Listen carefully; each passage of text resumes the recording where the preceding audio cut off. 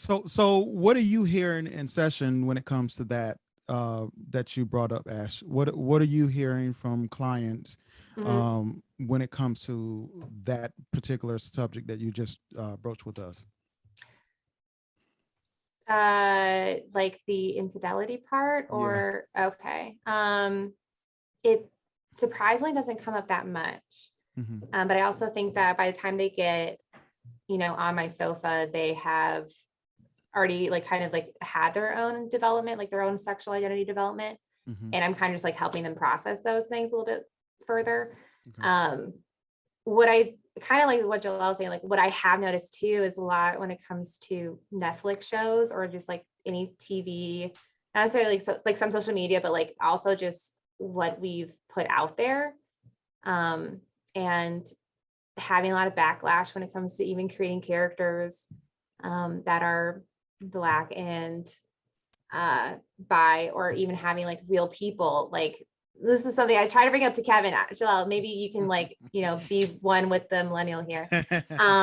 The dating show on Netflix where they're like like they didn't know each other. They're like in pods and they couldn't see each other, but they had to like, date.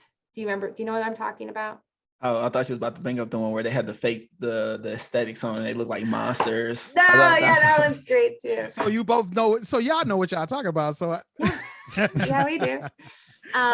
So you've seen it. Go ahead, Ash. I'm Well, sorry. so one of the people on there, he came out to his partner at the time that he was bi, and it wasn't okay, and that like broke them up. Mhm. So that's real to me. Is like, I deal with the aftermath of those things Mhm. more than I deal with like the conversations of people fearing for their partner and infidelity. It's Is more it like, is yeah. it okay though? Is it okay for someone to say that I'm not okay with you being bi if you're dating them and they find out like what you're just saying? Is it not Mhm. okay for them to say that, or is not expected for them to say it? That's a good question, because saying that like it's not okay is saying that like you have a preference, right? Like you Right. prefer your partner to not be bi. Right. Um, and I think that's not necessarily like not putting the context of like okay or not okay, but just more like what are your fears behind it? Mhm. But I mean, Jalel brought up a great point too. Like if you are worried about health when it comes to that, then are we like also basing this fear off of like stigmas that Mhm. are maybe potentially outdated? Um, because truth be told, you can really do anything you want to and possibly get anything. Right. It's Right. great. Yeah. Um, See, so that's I why don't, that's why yeah. I say it's complex, man. It's just like it's like a fight, and Yeah. and I don't know if it's a fight for LGBTQ to be accepted for what they believe, or is it just a fight for heterosexuals to understand LGBTQ? I don't know Mm. what the fight is really about. I feel like it's all of the above. Mhm. It's like to be validated, it's to be heard, it's to be able to check the box saying, are you into the male, women, other? I don't know. Mhm. Um, and it's also, coming from a place of like, it doesn't have to be something that's feared. Mhm. If your partner is bi or they're pan and they chose you, how cool is that? Like Jalal said, like I could have chosen, so many other people in this world, and I chose you. How sweet. Like, Mhm. so even having like how do we shift it? How do we shift the mentality from like a fear base to one that is understanding and like accepting? Yeah. And it, yeah. if somebody, so this is something I see all the time too. If somebody does not want to date a person that's bisexual or they are a trans, does that make them transphobia or biphobia? That's I think it depends on the intention behind it. Mhm.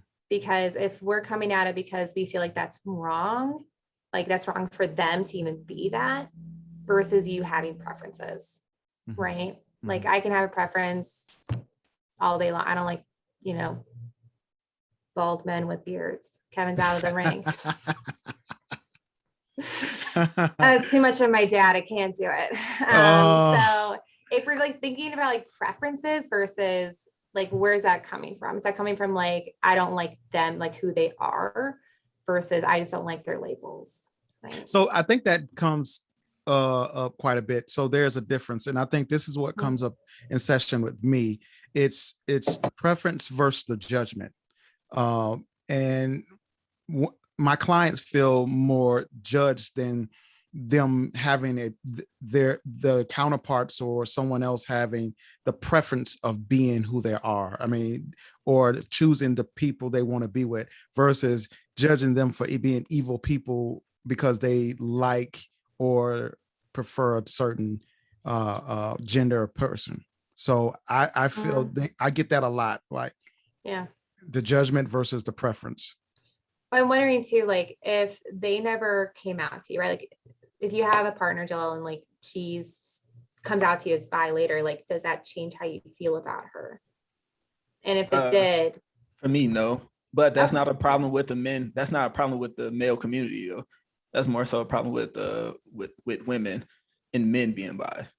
And flipping that reverse. Okay. No, but I'm just saying, you asking me. I'm just saying most men I know would not care if their girlfriends are bi or even tried with women or experiment. But when it comes to women and men, I know way too many women, seen it too many times where they don't want to be with a man that has done anything with any type of guy. They could have been 16 and now they're 30 and they don't want that. Or I'm okay with them doing this, but they better not have did that. What is that like? What are the differences? Like, what are you seeing is like, why are those lines being drawn? I mean, just I guess fear, and just not understanding. I think it's just like people just don't want to accept it. And I can't really speak for women when it comes to that because I'm not a woman, so I don't necessarily know. I just think it's just a fear that comes behind it, and a lot of times when you see them talk about it, it's a lot of ignorance behind the stuff that they say. Mm-hmm. So they're not educated pretty much on the situation. That's what you're saying. They're not educated. They don't want to be educated. Yeah. I mean, that's a good point too. Like, how much are people willing to listen and talk to people, right? Like you said, like you have, a list of different kinds of people you want to talk to. Like that's you thirsty for that kind of knowledge, right? Like you want like to learn more. And that's a good point that not everybody's like that. Yeah. So, and then at that point, like, am I just like shoving it down your throat if I bring it up, right? Because then I'm wasting my energy and trying to convince somebody, and that's not great either. So. Okay. And you speaking in terms of trying to convince, and you were talking about the show earlier and the media and things of that nature. Do you feel that that population, the LGBTQ population as a whole, is either overcompensating, trying to push this agenda of this is who we are, accept it, versus allowing things to kind of manifest at an organic way, in an organic way? What do you feel about that? I think that question is coming from like a real place. I also would call bullshit on it, because if we're saying that they're overcompensating, people are dying. Like that'd be like BLM is overcompensating. Like if we're talking that like your rights are being restricted because of just who you are, I don't give a shit, overcompensate, scream it from the rooftop, like make sure that your voice is heard, because if it's not, you might be dead in the morning. Wow. And that's like what seems real to me is I wouldn't want anybody, the fact that they feel like they have to be loud about it means that there's a reason they have to be so loud, right? When we're talking about BLM this summer or last summer, it's been around for centuries, but it became a fad, it became a trend, which, thank fucking God it did. And like, on top of that, it's why did people call it riots versus, protesting, right? Like, how do we skew that? What language do we use? And we're talking about a group of people that just want rights.